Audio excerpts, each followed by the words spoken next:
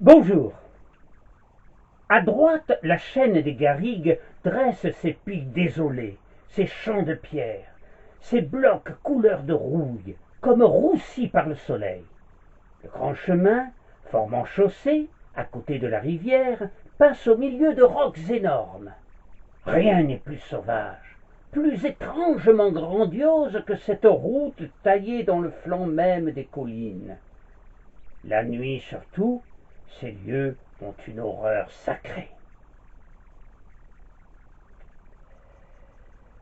Émile Zola décrira avec un enthousiasme fougueux la Sainte Victoire, cette montagne rude, symbole de la Provence, tout en l'enveloppant d'un mystère quasi religieux.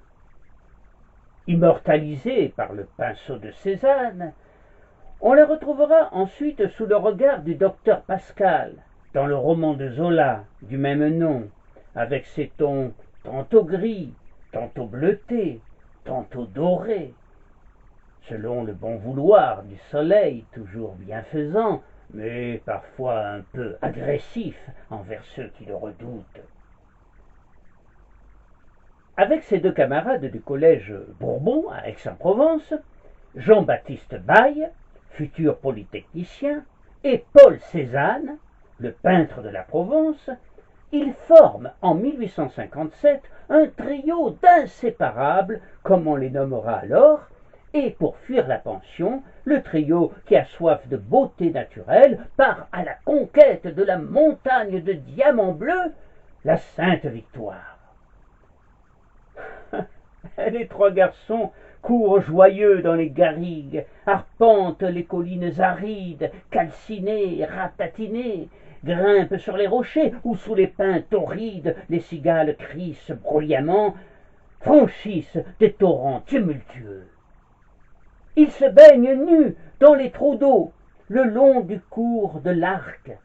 Ils sont libres et sans tabou, indifférents au regard désapprobateur des quelques rares passants qu'ils croisent quelquefois, et le visage hâlé par le soleil.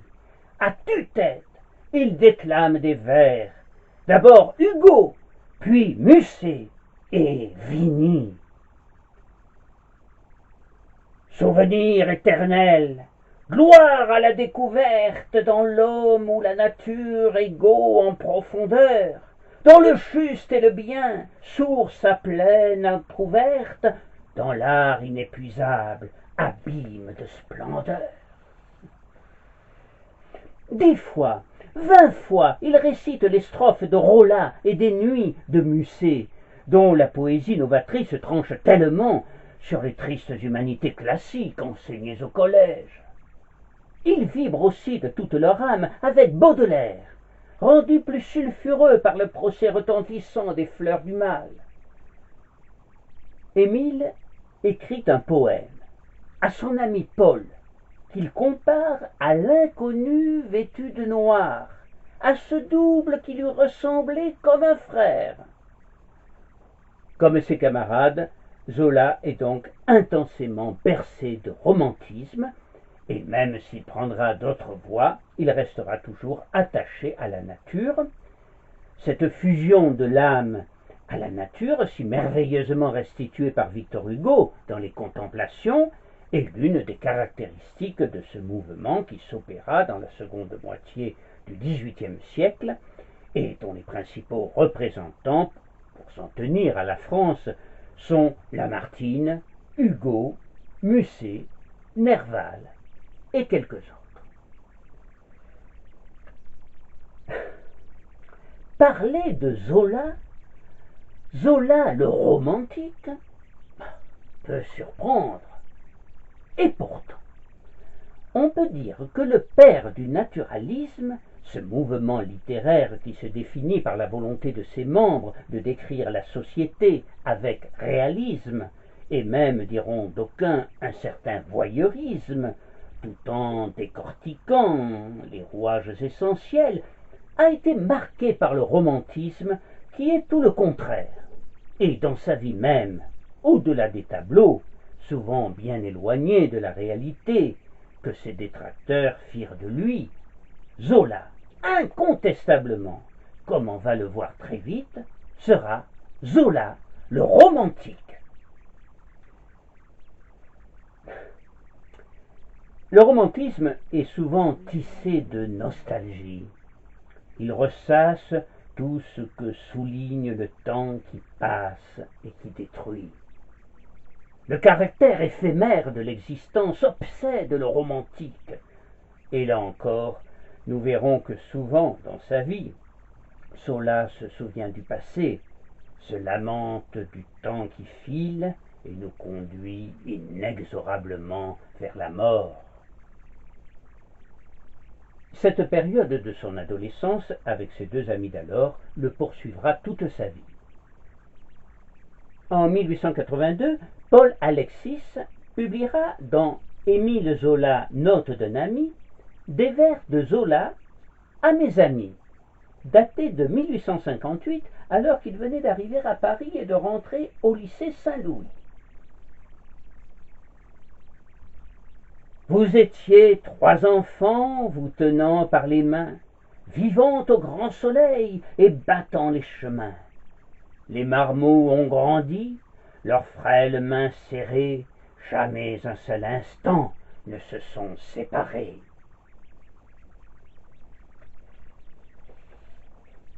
Le caractère éphémère de l'existence entretient généralement dans l'âme du romantique la hantise du jamais plus. À plusieurs reprises dans sa vie, malgré les succès qu'il va connaître à partir de 1871 et sa vie bourgeoise, Zola ressent, comme le romantique, le besoin de retrouver des lieux naguère admirés.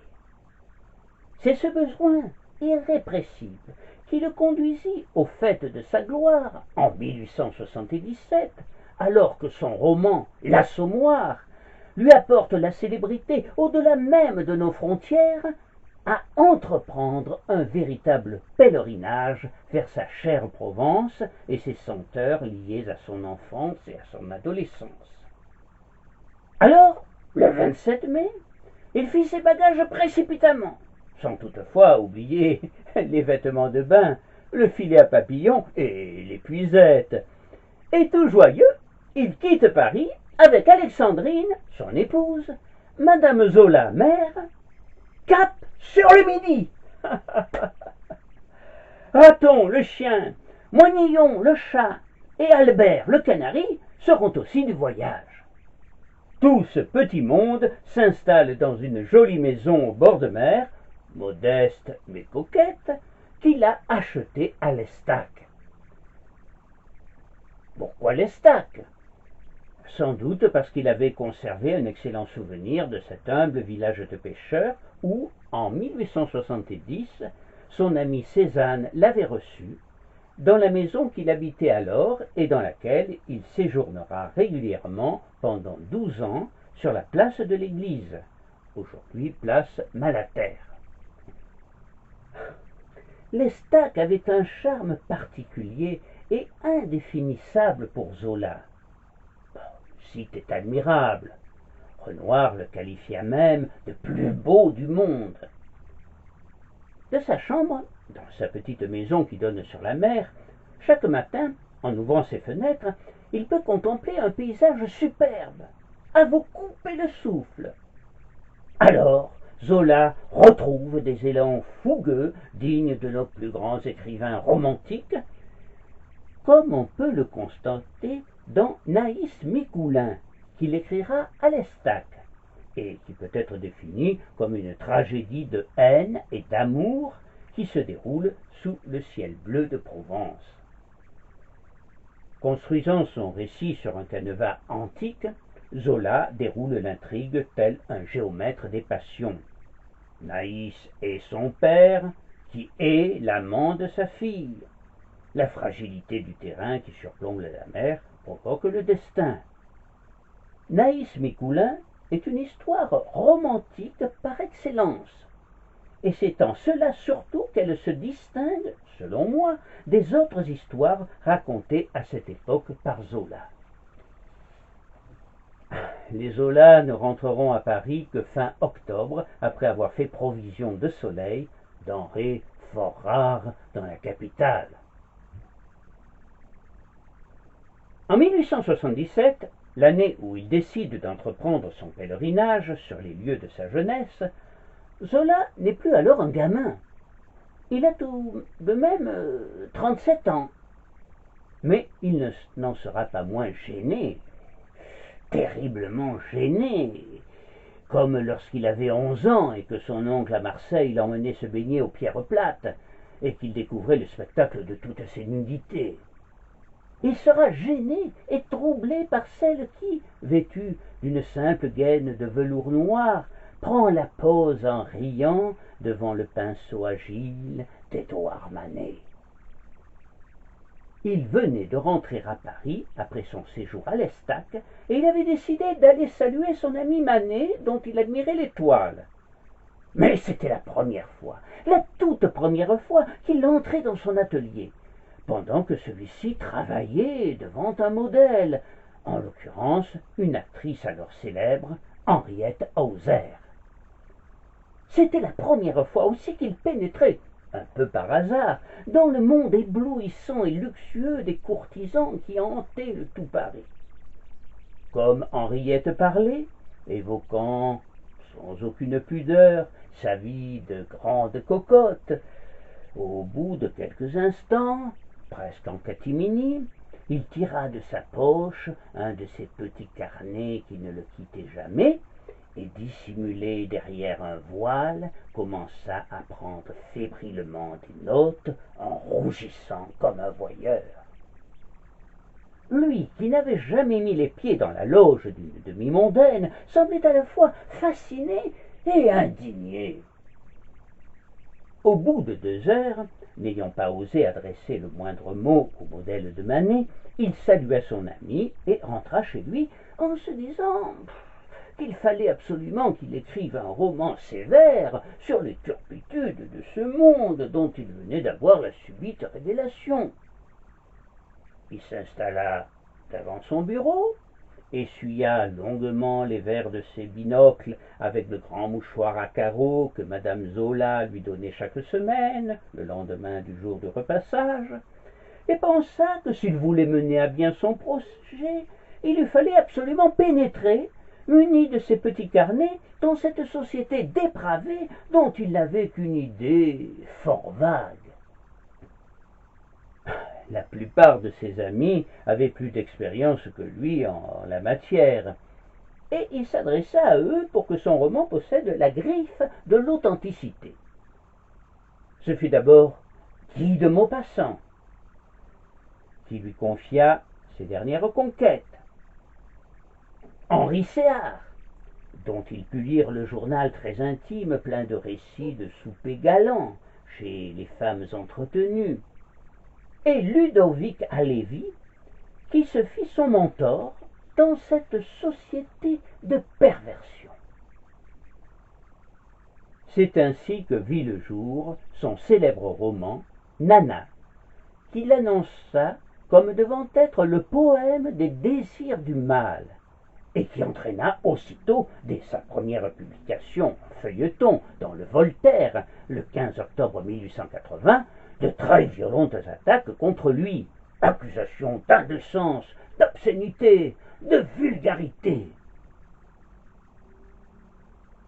En cette année 1880, Zola va commencer à s'imposer comme le théoricien du nouveau courant naturaliste, et il exposera ses thèses dans le roman expérimental, inspiré de la médecine expérimentale de Claude Bernard. Le romancier, écrit-il alors, est fait d'un observateur et d'un expérimentateur. Toutefois, cette année bénéfique sera assombrie pour Zola par la mort de sa mère qu'il adorait, puis celle de son ami, Gustave Flaubert, qu'il avait encouragé en 1877 lorsqu'il commença à écrire Nana.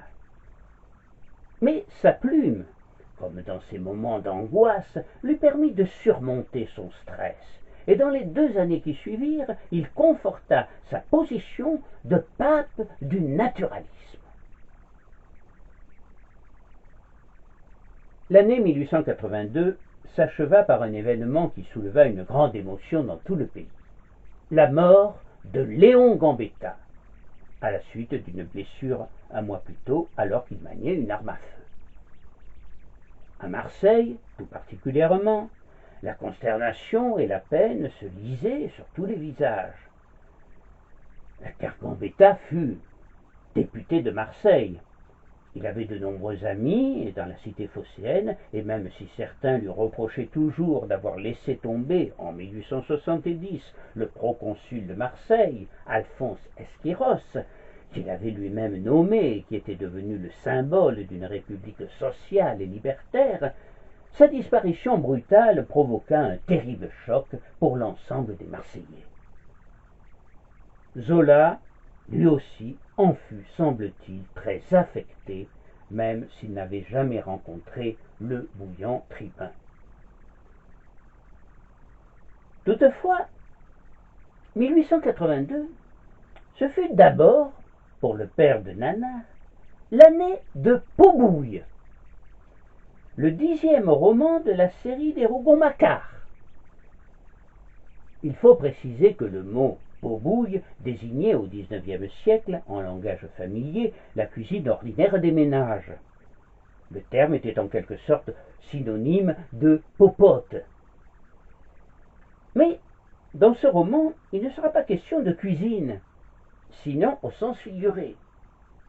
Zola voulait en effet montrer à ses lecteurs l'envers du décor d'un grand immeuble parisien où, derrière un luxe de façade, vivaient des familles bourgeoises dont le comportement quotidien était aussi peu ragoûtant qu'un médiocre brouet, un pot-bouille. Zola a toujours voulu pénétrer dans tous les milieux, de l'univers des cocottes à celui des politiciens, chez les ouvriers comme chez les bourgeois. Il décrit la misère des travailleurs des usines, une misère qui saute aux yeux car rien n'est caché chez les pauvres. En revanche, chez les bourgeois, ceux qui clament haut et fort « Nous sommes l'honneur, la morale, la famille », tout est mensonge. Votre pot-bouille, affirme Zola en les désignant du doigt, est la marmite où mijotent toutes les pourritures de votre famille. Dans le roman, venu de province, Octave Mouret, le futur patron qui révolutionnera le commerce en créant au bonheur des dames, loue une chambre dans un immeuble de la rue de Choiseul et, jouant sur son physique et son esprit, séduit une femme par étage, découvrant ainsi les secrets de chaque famille. C'est une peinture sans concession de la vie sous le Second Empire que Zola nous retrace avec talent, et plus particulièrement de la bourgeoisie, côté rue et côté cour, avec ses soucis de filles à marier, de rang à tenir ou à gagner, coûte que coûte. Quant au titre du roman, le moins que l'on puisse se dire est qu'il était accrocheur, et Zola excellait toujours dans l'art du titre qui interpellait. Quoi de plus suggestif, en effet, que l'image du pot-bouille après le ventre de Paris 10 ans plus tôt. Cela pouvait faire penser à cette célèbre caricature de Dumas père en 1858, où l'écrivain, son vaste ventre ceint d'un tablier, se penchait d'un air gourmand sur un chaudron de bouillabaisse, où mitonnaient ses personnages. Ma cuisine commence à prendre tournure. Encore un peu d'ail et ça sera parfait. Ce qui est certain, c'est que Pot-bouille va aiguiser tout naturellement l'esprit caustique des caricaturistes, comme le fameux Gilles notamment. Gilles, dans Le pot-bouille à Zola, reprend cette thématique dite du pot de chambre, alors très en vogue, avec un Zola qui soulève le couvercle d'une marmite où cuisent des choses bizarres, et tient dans sa main gauche une gigantesque plume dont l'encre goutte encore. Zola a l'air très sérieux, alors que tout autour du pot volettent des mouches. « Ce que ça sent bon !» Les satires et les caricatures scatologiques dans la presse étaient alors nombreuses et avaient pour cible principalement les politiques, les artistes et les écrivains. Certes, Zola sera très vite une cible privilégiée pour eux, comme il sera de la presse des Thérèse Raquin. Le Figaro dénoncera déjà, à travers le premier roman de la série des Rougon-Macquart, cette école de romanciers qui substitue le charnier à la chair, et conclura, impitoyable, c'est une littérature putride. Mais ce serait commettre une grave erreur que de croire que Zola pouvait être le seul auteur victime de la presse et des caricatures, et d'attribuer la paternité du pot de chambre à la publication de Pot-Bouille, même si, dans les familles bourgeoises bien pensantes, on n'appela plus le pot de chambre autrement que le Zola. Celui qui eut la primeur de l'objet, sous le crayon de Gilles, fut Champfleury, 11 ans plus tôt. Nous y voyons le champion du réalisme dans l'intimité, prenant un bain de pied. Dans le dessin de la table de nuit, on distingue une tache blanche, informe, et pour cause. Ce meuble utile était occupé par un vase intime que la censure fit supprimer par la légende dont il était agrémenté, être à son aise ou mourir. Une autre légende fut aussi sacrifiée sur l'une des faïences accrochées au mur. « Je te vois, petit polisson !» disait l'œil malicieux. En réalité, les caricaturistes se moquaient davantage, à travers leurs dessins scatologiques, d'un lectorat frileux que de l'artiste lui-même. Il ne faut pas non plus oublier qu'en cette fin du XIXe siècle, le rapport à l'ordure était très différent de celui que nous connaissons aujourd'hui, et que la catégorie et que la scatologie divertissait plus qu'elle ne choquait vraiment. En tout cas, il n'y avait là rien qui puisse désarçonner le romantique Zola. Car, en effet, Zola, le créateur du naturalisme, va prouver une fois de plus qu'il reste un romantique, qu'il est un romantique qui porte en lui, écrira Mallarmé, une tendance poème, au besoin de grandir, de grossir, de faire des symboles avec les êtres et les choses. Ce romantisme de Zola, on le retrouvera dans sa maison de Médan, sur les bords de la Seine, qu'il acheta à la suite des premiers bénéfices rapportés par l'Assommoir. La littérature a payé ce modeste asile sans paître, écrira alors Zola. Les travaux importants qu'il entreprendra transformeront bientôt la maisonnette en véritable château.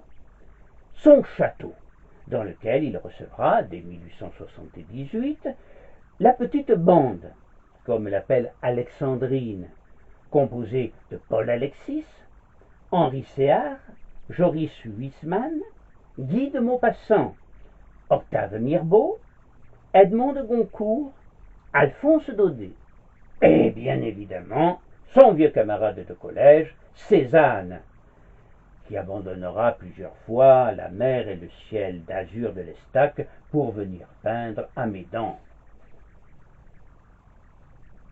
On retrouvera ce romantisme plus particulièrement dans les vitraux, comme le remarque fort justement Madame Évelyne Bloch-Dano dans son ouvrage « Chez Zola à Médan ».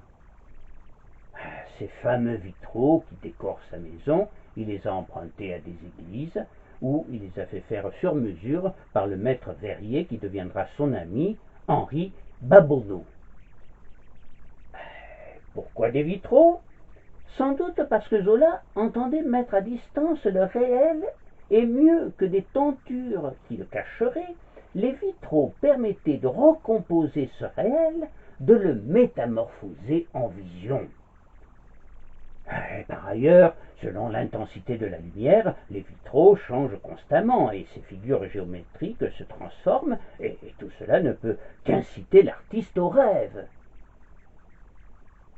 Dans sa maison de Médan, selon Evelyne Bloch-Dano, on peut lire à la fois son goût du concret et son imagination, sa modernité et son romantisme.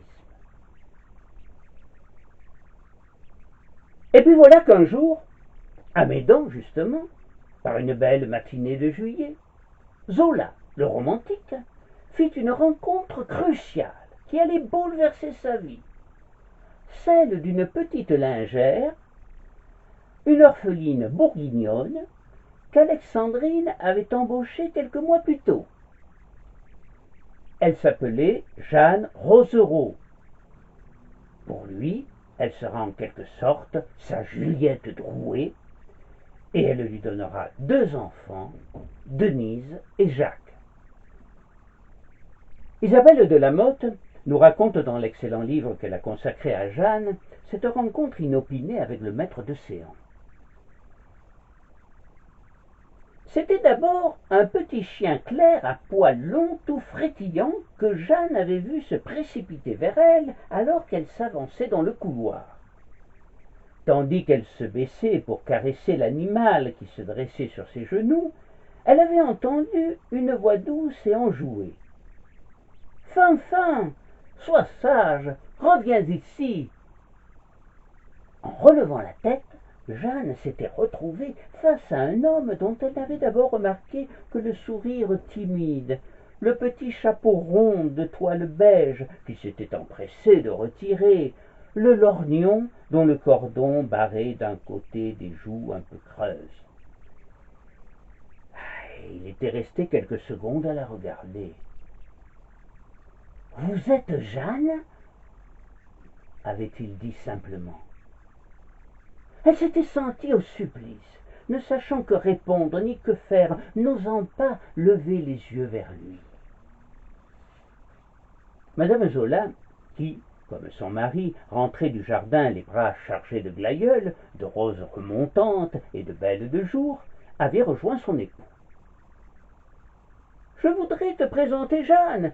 Eh bien, c'est chose faite. » Ce fut le coup de foudre entre la jeune lingère bourguignonne et le grand écrivain. Ils partageaient les mêmes goûts, à commencer par l'amour des bêtes. Zola, depuis sa plus tendre enfance, aimait les animaux, à commencer par les chiens, et dans les dernières années de sa vie, il n'était pas loin de penser, comme Bismarck, « Plus j'apprends à connaître les hommes, plus j'aime les chiens. » Mais il aimait aussi les chevaux, et dans sa propriété de Médan, le cheval Bonhomme était particulièrement choyé. « L'amour des animaux, Jeanne, disait-il à la petite lingère, c'est un amour qui s'ajoute à d'autres, l'amour divin, l'amour filial, l'amour amoureux. » Comme il lui parlait ainsi, dans le jardin de la villa, il s'aperçut que Fanfan les avait rejoints et se dressait fièrement devant eux, un morceau de branche dans la gueule. Et il s'exclama alors en riant, « Il a dû entendre notre conversation !»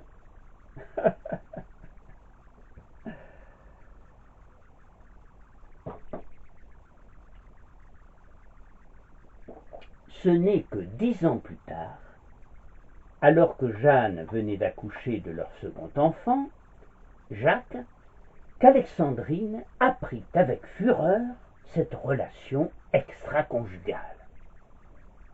Après une période de crise où l'on frôla la rupture, Alexandrine, sans doute par amour pour lui, acceptera la double vie de son mari, l'officielle auprès d'elle et la secrète avec Jeanne et ses enfants.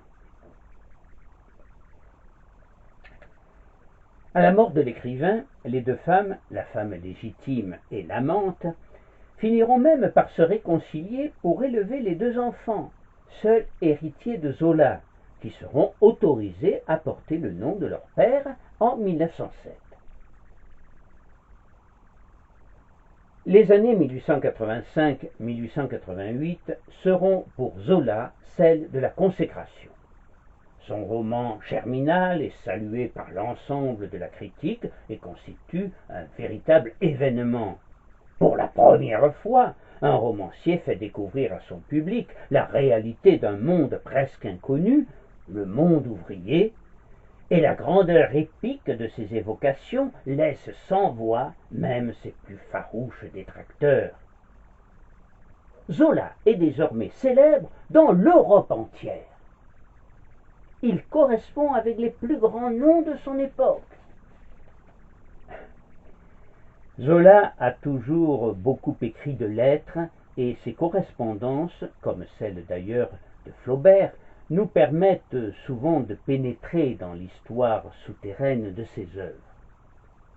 Elles nous plongent dans l'intimité du créateur, nous renseignent sur ses méthodes de travail, ses manières de composer, de rédiger, de se servir de documents puisés ici et là. Elles explicitent très souvent ses intentions, notamment celle adressée à l'écrivain et critique d'art d'origine néerlandaise Jacob van Santen Kolff, inventeur du nom École de la Haye. Zola utilisera aussi le procédé des lettres ouvertes pour annoncer ou reprendre ses études sur le roman ou le théâtre. Pourtant, sa plus célèbre lettre ouverte, celle qu'il adressera au président de la République dans quelques années, n'aura pas pour sujet le roman ou le théâtre, mais elle lui permettra de dépasser le stade de grand romancier pour entrer dans la grande histoire politique de notre pays. En septembre 1889, Zola s'installe au 21 bis rue de Bruxelles. Tout désormais lui sourit, à l'exception sans doute de l'Académie française où il est candidat et essuie un premier échec qui se renouvellera à chacune de ses tentatives. 19 fois de suite. Paul Verlaine, en quête de respectabilité, se présentera lui aussi en 1893 pour le fauteuil de M. Taine. Le poète des fêtes galantes a beau appeler la vénérable institution Agagadémie, dans une lettre à Jules Rey en août 1893, il se voyait volontiers en habit vert et bicorne qui remplacerait avantageusement son habit élimé et son bonnet crasseux, car la misère et la maladie étaient alors devenus son quotidien. Mais il n'obtiendra même pas une seule voix. Celui qui tira sur Rimbaud et fit de la prison, comme celui qui écrivit Pot-bouille et défendra le traître Dreyfus en 1898, n'avait pas vocation à entrer dans le temple des immortels. Dans le même temps, les relations d'Émile avec Alexandrine se sont apaisées et il trouve la plénitude du bonheur auprès de Jeanne et de ses enfants dans le petit appartement qu'il avait loué pour sa seconde famille, rue Saint-Lazare. Son seul grand chagrin sera alors la mort de Fanfan, le petit chien fou qu'il adorait et qui succomba d'une étrange maladie, le faisant tourner sur lui-même frénétiquement par crises continuelles. Dans les derniers jours, Fanfan ne quittait plus son maître, l'accompagnant partout, calé entre son dos et le dos du fauteuil, quand celui-ci était installé à son bureau pendant son travail d'écriture. Tous sourient donc à Zola durant cette période, mais il n'en oublie pas moins le passé. Et Zola, romantique, ressurgit alors à nouveau. Il conserva toute sa vie une immense gratitude envers son premier véritable roman, Les Mystères de Marseille, de même qu'il conservera une affection mêlée de regret pour Marseille, la ville de son enfance et de sa jeunesse, allant même jusqu'à confier, en 1899, à son ami, le graveur Fernand Desmoulins, qu'il n'aurait peut-être jamais dû la quitter, et qu'en tout cas il n'aurait jamais subi dans la cité phocéenne une telle avalanche de violence et de haine à son égard.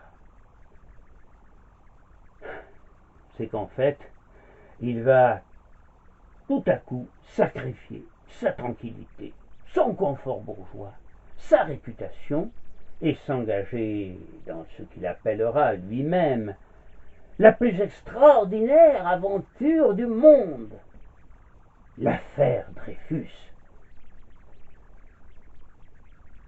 Dès qu'il eut connaissance de l'affaire et sans en mesurer les conséquences, Zola prit fait et cause pour le capitaine Alfred Dreyfus, condamné injustement et déporté pour espionnage et dont le seul crime était d'être né juif. Après sa lettre à Félix Faure, président de la République, publiée dans l'Aurore, le 13 janvier 1898, sous le titre génial « J'accuse », trouvé par Georges Clemenceau, le directeur politique du journal, Zola focalisera une haine inimaginable contre lui, notamment de la presse particulièrement odieuse et virulente. Ce ne sera d'ailleurs pas pour lui une véritable surprise, car il était déjà habitué aux injures des journalistes, et ses écrits avaient maintes fois suscité de violentes polémiques de la part de certains écrivains particulièrement féroces, relayés par la presse d'extrême droite. Dès février 1896, il écrivait dans le Figaro « Voici 30 ans que tous les matins, avant de me mettre au travail, j'avale mon crapaud en ouvrant les 7 ou 8 journaux qui m'attendent sur ma table. Attaques grossières, légendes injurieuses, bordées de sottises ou de mensonges, le crapaud s'y étale, dans ce journal-ci, quand ce n'est pas dans ce journal-là, et je l'avale complètement. » En définitive, ce qui caractérisera Zola dans cette affaire devenue rapidement une véritable affaire d'État, c'est qu'il ne se comportera pas comme d'autres en homme politique, en doctrinaire ou en polémiste. Il réagira sous le coup de l'émotion, presque de façon épidermique. Il réagira comme aurait réagi Victor Hugo. Il réagira en romancier, comme le souligne fort justement Alain Pagès, spécialiste de Zola et directeur des cahiers naturalistes. Il voit en elle un extraordinaire drame humain et il réagit en romancier à travers l'expérience que lui a apporté son métier d'homme de lettres.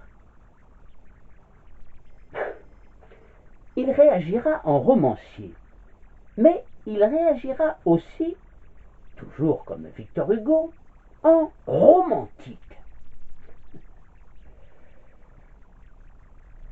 Du 7 au 24 février 1898, Zola est à son tour devant le tribunal, défendu par son ami maître Fernand Laborie, et il est condamné au maximum de la peine, 1 an de prison. Injurié, menacé par la foule, Zola sortit tristement du palais de justice, protégé par ses amis. « Ce sont des cannibales !» dira-t-il simplement. Quant à Clemenceau, il affirmera plus tard « Si Zola avait été acquitté, pas un de nous ne serait sorti vivant. » Maître Laborie formera aussitôt un pouvoir en cassation. Mais cette procédure ne suspendant pas l'application de la peine, Zola risquait donc d'être arrêté. Laborie et Georges Clemenceau lui conseillèrent ardemment de partir en Angleterre, ce qu'il finira par accepter à contre-cœur. Alexandrine fera face, seule, au flot ininterrompu de haine et de violence envers son ami, envers son mari, tandis que Zola, isolé et obligé de se cacher dans un pays dont il ne connaît pas la langue, est de plus en plus déchiré. « Chère femme, lui écrit-il, J'ai mon pauvre cœur plein d'incertitude et d'angoisse. Je ne sais quel parti prendre. J'en suis arrivé à un point d'anxiété extrême. Et n'ayant pas là pour causer, ne t'ayant pas là pour causer et savoir ce que tu désires toi-même. Par ailleurs, l'équilibre qu'il était parvenu à instaurer entre ces deux ménages était rompu. Tout juste avait-il pu charger son ami Desmoulins, à son arrivée en Angleterre, de remettre une lettre à Jeanne, restée sans nouvelles. À Londres, Zola n'amenait que le strict nécessaire dans une petite valise, préparée hâtivement par sa femme. Mais il a emporté aussi son appareil photographique et quelques romans de Hugo, qui étaient toujours restés pour lui, malgré tant de divergences apparentes, une sorte de père clandestin, inavouable, son maître.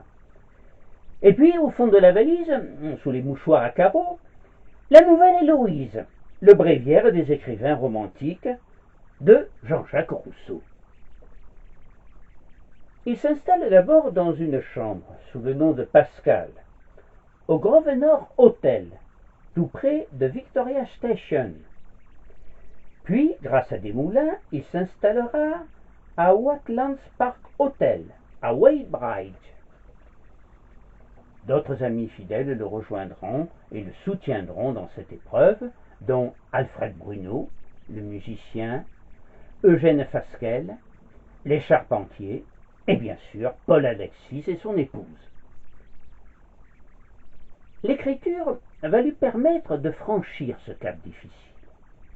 Il commencera à travailler un nouveau roman, Fécondité, puis, à partir du 1er août, il louera une petite maison nommée Pen à Weybridge.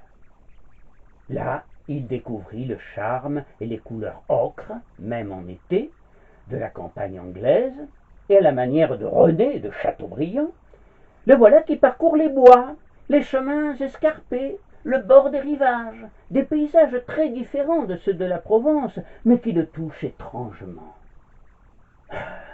Il est seul, en général. Alors, il se prend à méditer dans le silence de la nature, à écouter le vent dans les feuillages, à dialoguer avec les arbres. N'est-ce pas là, vous en conviendrez, une promenade romantique? Curieusement, il n'utilisera guère son appareil photographique, sans doute parce que le noir et le blanc ne restituaient pas les couleurs mordorées de la campagne anglaise. Il fera en revanche des photos des villes et toujours des personnes. Une quinzaine de jours après, Jeanne vint le rejoindre avec les enfants. Ce fut pour Zola une véritable bouffée d'oxygène, et pour Jeanne un rêve merveilleux. Pour la première fois, Jeanne vivait l'ordinaire d'une vie de famille. Pour un peu, elle oublierait même le drame que vivait Zola, qu'elle-même vivait, car, comme Alexandrine, elle n'était pas épargnée par la violence des antidreyfusards. Le matin, Émile travaillait à Fécondité, et les après-midi, ils partaient ensemble sur les petites routes à bicyclette. Jeanne se sentait en harmonie avec ces collines et ces prairies lumineuses où lui apparaissait une multitude de fées vaporeuses et argentées ondoyant dans la douce agitation des peupliers. Ce beau mois d'août, elle aurait voulu le voir durer toujours. Weybridge et les petits bourgs alentours la frappaient par leur propreté, leurs maisons coquettes et soignées. Quand Émile travaillait, elle emmenait souvent les enfants sur les bords de la Tamise et s'enchantait de ces paysages d'eau que les longues barques immobilisées à terre ou glissant sur le fleuve rappelaient à la vie humaine. Elle trouvait aussi la petite maison de Pen, à l'image de cette campagne, tranquille et gaie. Une vraie maison de poupée. aussi rassurante que les paysages environnants, avec, comme l'avait écrit Émile, des pièces peintes en couleurs claires, des verts tendres, des roses tendres, des jaunes tendres.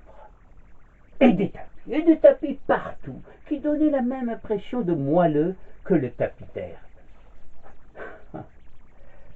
La maison était entourée de bibelots, de jouets d'enfants, représentant le plus souvent des animaux pour lesquels le singulier trio, Émile, Alexandrine et Jeanne, partageaient le même amour.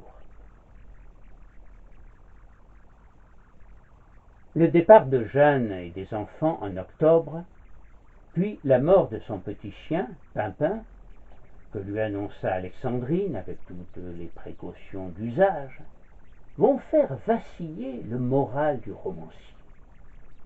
Bouleversé, incapable d'écrire, obligé de garder le lit, en proie à une crise profonde, il lance un véritable appel au secours à sa femme qui finit par le rejoindre.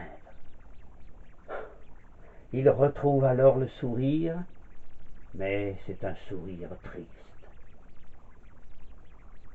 L'ange de la mélancolie, qui enchanta jadis Chateaubriand dans Atala, semblait s'être emparé de tout son être.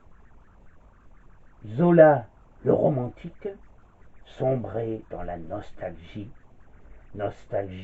toute romantique. La hantise du jamais plus, never no more, habitait son âme. Il ressassait tout ce qui soulignait le temps qui passe, impitoyable, et fait des ravages impressionnants sur les corps et dans les cœurs. Il aurait voulu revivre son enfance sexoise, retrouver ses paysages de Provence, sa mère et ses amis qui n'étaient plus là. Alexandrine ne l'avait jamais vu dans un pareil état et accusait le climat et les brumes anglaises. Quoi qu'il en soit, malgré son état moral quelquefois lamentable, Zola ne lâche pas sa plume, devenue pour lui, en quelque sorte, une bouée de sauvetage, et son rythme de création ne se relâche pas. Il ne se relâchera jamais. Son roman Fécondité, qu'il écrira entièrement pendant son exil londonien, est le premier roman du cycle romanesque qu'il intitula Les 4 évangiles. Fécondité, travail, vérité. Le 4e, justice, sera interrompu par sa mort. Ces romans, qui furent ces derniers, et qui restent encore méconnus aujourd'hui, même des passionnés de l'œuvre de Zola, sont très différents de ceux de la série, la terrible série des Rougon-Macquart. Ils sont riches en amour sacrifié, en passion sublimée. Ces 3 derniers romans sont incontestablement romantiques. Zola a changé peu à peu, et le tournant sera l'année 1890 et son roman La bête humaine, un roman puissant qui l'éloigne du réalisme pur et dur de l'Assommoir ou de Gervaise. Dans La bête humaine, le délire et le fantastique se glissent subrepticement au point de prendre presque le dessus sur l'hyperréalisme de la chair. Il semblerait qu'à partir de cette année-là, Zola a envie de passer à autre chose. Le naturalisme, mouvement qu'il a créé, lui semble presque passé de mode. Zola, le romantique, s'oppose désormais ouvertement à Zola, le naturaliste. Il va s'efforcer désormais dans ses romans de peindre des émotions esthétiques, des cœurs féminins simples. Sans rien renier des principes du réalisme et de la défense du rationalisme, Zola va faire entrer plus d'humanité et de sensibilité dans son œuvre. Lourdes, qui fera partie du cycle Les 3 villes, Lourdes, Rome, Paris, se veut un reportage documenté sur le pèlerinage et un roman de pitié, un cri de sympathie humaine pour la souffrance de l'homme dans sa chair. Au réalisme objectif des Rougon-Macquart, il commence à substituer une vision lyrique et sentimentale du réel. D'où vient ce réalisme inopiné? Essentiellement de ces profondes sources romantiques qui remontent à la surface et bouleversent son œuvre et les certitudes de romancier. En fait, on peut dire que ce lyrisme nouveau correspond à la nature profonde de Zola. L'auteur sulfureux de L'Assommoir et de Nana retrouve son vieux fond sentimental. Et après une œuvre aussi atypique que La Bête humaine, il s'éloigne résolument du naturalisme qui le gêne de plus en plus, peut-être parce qu'en définitive, cette doctrine est étrangère à sa vraie nature et qu'elle bride son imagination. Il s'en affranchira entièrement durant son exil londonien à la fin, et la fin de son œuvre sonnera véritablement le glas du naturalisme. Grâce à la révision du procès Dreyfus, Zola pourra enfin rentrer en France en 1899, où les esprits ne se sont guère attiédis. Il ne cessera pas d'être insulté, menacé de mort, mais le bonheur de retrouver son pays atténue ses angoisses et, avec une ardeur restée intacte, il militera aussitôt pour hâter la réhabilitation de Dreyfus, puis il s'écartera de la vie politique et s'efforcera de se faire oublier. Lentement d'ailleurs, les choses s'apaisèrent. Les Français, désormais, pensaient à autre chose. D'autant plus qu'un grand événement mobilisait à présent les esprits. L'exposition universelle de Paris, qui, à l'aube de cette année 1900, allait célébrer avec faste le modernisme et les espoirs d'un nouveau siècle et marquer le début du capitalisme triomphant. En fait, c'est un peu tout cela que fêtait l'exposition. Émile Zola, qui pourtant s'était si souvent enflammé pour les progrès techniques et scientifiques, ne participa guère à l'enthousiasme collectif et se montra peu disposé à chanter glorieusement ce début de siècle, comme il écrit à Fernand Laborie, même s'il espère toujours en un avenir meilleur pour l'homme. Encore très éprouvé par les épreuves subies depuis 10 ans, il semblait rechercher une forme d'isolement et ressentait un très étrange malaise, comme s'il avait le sentiment de ne plus faire partie déjà du monde des vivants.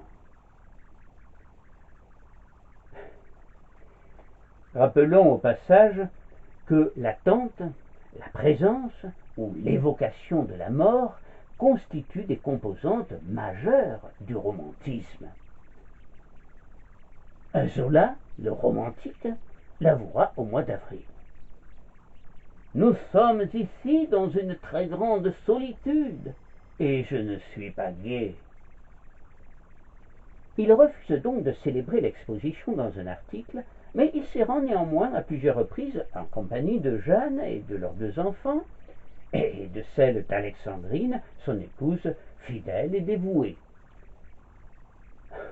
Il observe avec curiosité, mais une curiosité bienveillante, la tour Eiffel, qu'on accuse d'enlaidir Paris, et qui mobilise les artistes et les intellectuels contre elle, de François Coppée à Léon Bloy, en passant par Guy de Maupassant. Zola prend aussi de très nombreuses photos des pavillons, des ponts, des constructions d'acier, du palais de l'électricité, et bien sûr de la tour Eiffel. L'une d'elles nous montre Alexandrine sur le trottoir roulant qui mène les visiteurs à plus de 8,5 km à l'heure. Inimaginable. Un sourire aux lèvres, elle avance, élégamment chapeautée et gantée en vraie Parisienne qui se promet bien du plaisir sur le chemin de l'Expo. Ce jour-là, alors qu'Alexandrine est encore tout excitée par cette expérience mémorable, Émile est à la fois satisfait et triste. Étrangement triste. En 1901, son drame lyrique, L'Ouragan, sur une musique de son ami Alfred Bruno, est créé à l'Opéra Comique et remporte un succès qui semble le réconforter. L'intrigue de l'ouragan est simple. Alors qu'un ouragan fait des ravages en mer, Richard est obligé d'accoster à l'île de Goël qu'il a quittée depuis longtemps.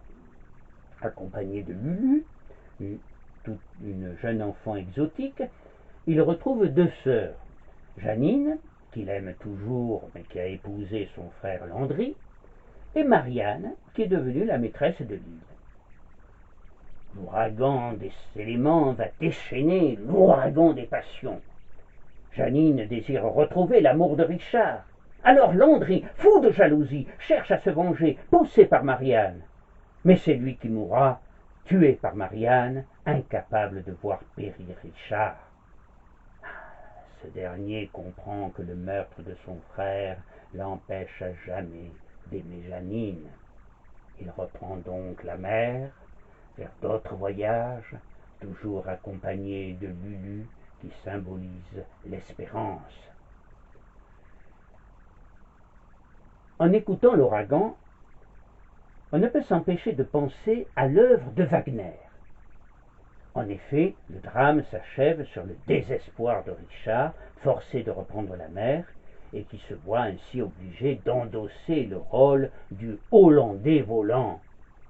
Ce capitaine condamné à errer éternellement sur les océans, à moins qu'il ne soit délivré par la fidélité d'une femme, et que Wagner a utilisé pour son opéra Le vaisseau fantôme. Cette errance, amère conséquence de cet amour impossible, est évoquée à la fin de l'œuvre de la bouche même de Janine. Richard, régnez avec votre sœur, consolez-la et qu'elle vous console. À toutes deux, je souhaite la paix, l'éternel beau temps que ne trouble aucun orage. Moi, je pars à jamais. Et, si mon amer souvenir peut vous être de quelque douceur, gardez-le comme le parfum de l'amour le plus fort, celui qui ne s'est point contenté. Janine. Garde aussi le nôtre et qu'il parfume ta continuelle fuite dans la solitude. Richard s'en va pour son voyage éternel, et c'est ce que nous retenons principalement de cette œuvre, car celle-ci s'achève sur ces dernières paroles de Richard. Adieu, adieu à jamais, pour l'éternel voyage, par l'infini des mers. L'ouragan est incontestablement le drame romantique par excellence. Pourquoi, peut-on se demander, Zola a-t-il éprouvé le désir de reprendre ce thème du Hollandais volant? Pour répondre à cette question, il faut savoir qu'il commença à écrire l'ouragan à la fin de l'année 1896, alors qu'il sortait de sa grave crise conjugale dont nous avons parlé. Et comment ne pas penser à l'ouragan des passions qui déchaînait alors son foyer? Au travers de l'ouragan, il chercha sans doute à exprimer son besoin de sérénité. D'ailleurs, Wagner fait directement le lien entre le mythe du Hollandais volant et le besoin de quiétude. Voici un extrait d'une lettre que Zola adressa à Charpentier lors de son exil en Angleterre et qui éclaire sur son état psychologique du moment. Mais vous avez raison, mon vieil ami, nous vivrons longtemps encore sur des ruines, et notre vie va être changée, tellement l'ouragan aura fait de désastres. Cette souffrance de l'écrivain ne s'est jamais tant lue dans son œuvre que dans ses œuvres lyriques, ces dernières prenant donc, selon moi, une importance plus grande que l'on a bien voulu le dire. Et c'est cette souffrance qu'il faudra encore détecter dans le dernier opéra écrit par Zola et mis en musique par Bruno, L'Enfant Roi.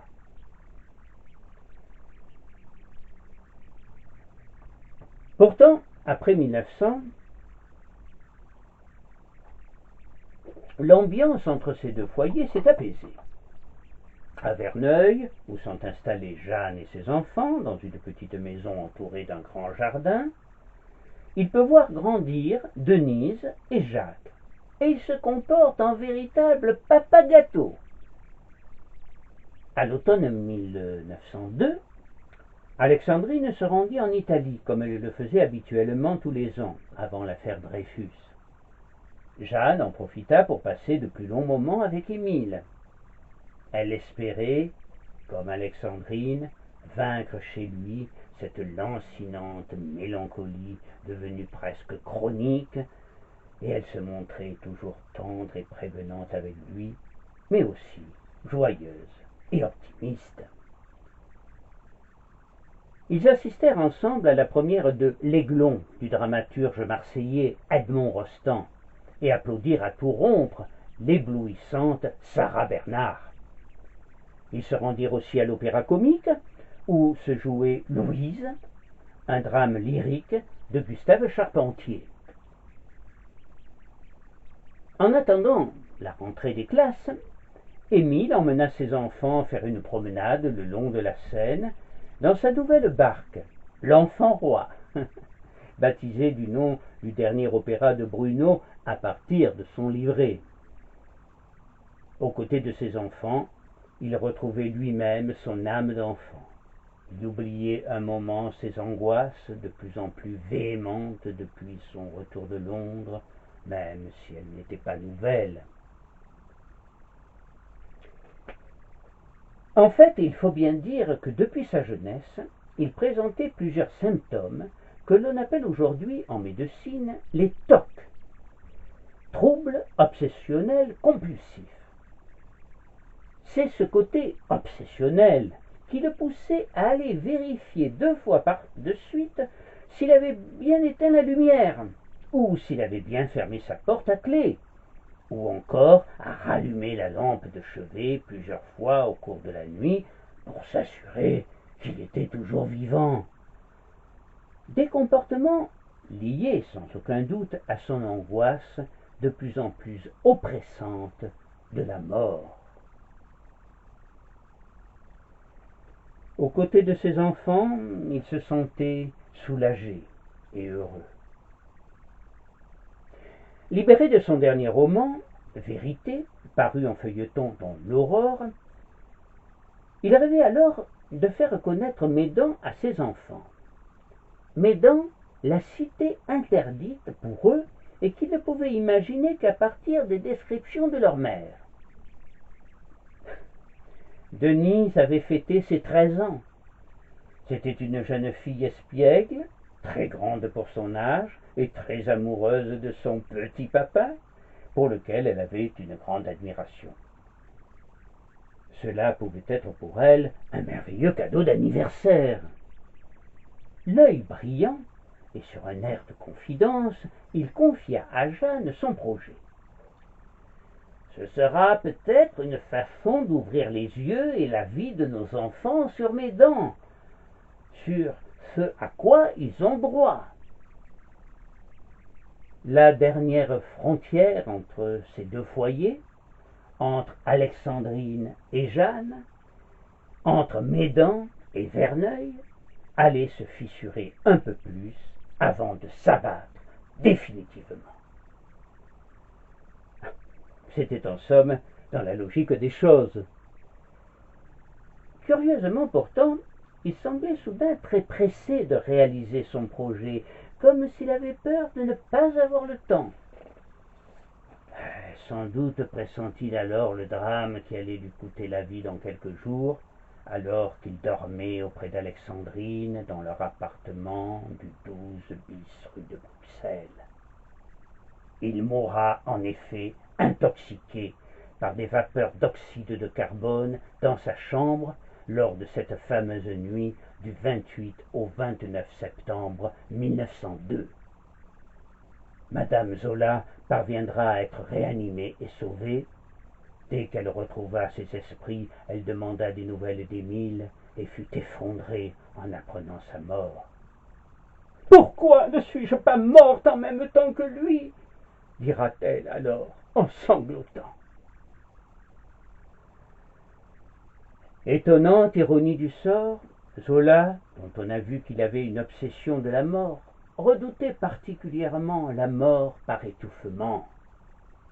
Cette angoisse particulière se manifesta à plusieurs reprises dans son œuvre, et certains de ses personnages redoutent de mourir étouffés dans un lieu hermétiquement clos.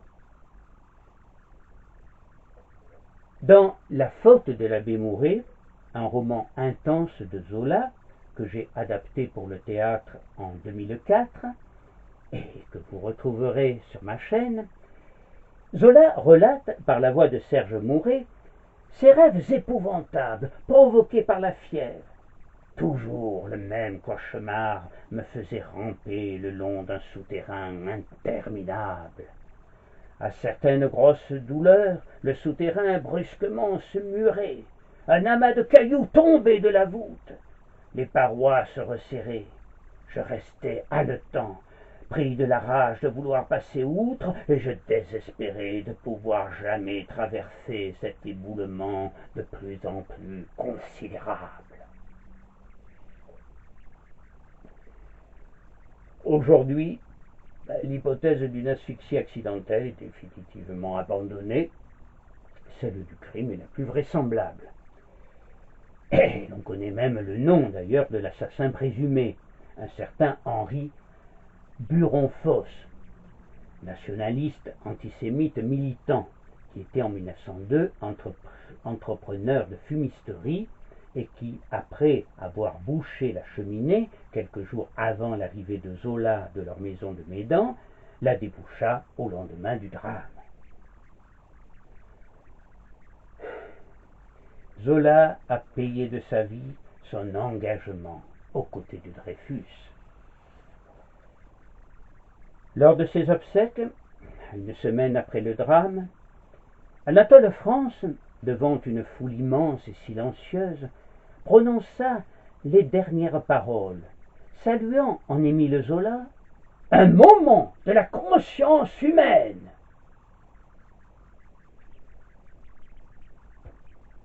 Zola, le défenseur acharné de Dreyfus. Zola, le romancier du peuple. Zola, le père du naturalisme. Zola, le romantique, rejoignit son maître, Victor Hugo, le plus grand sans doute des poètes romantiques, dans la conscience populaire collective.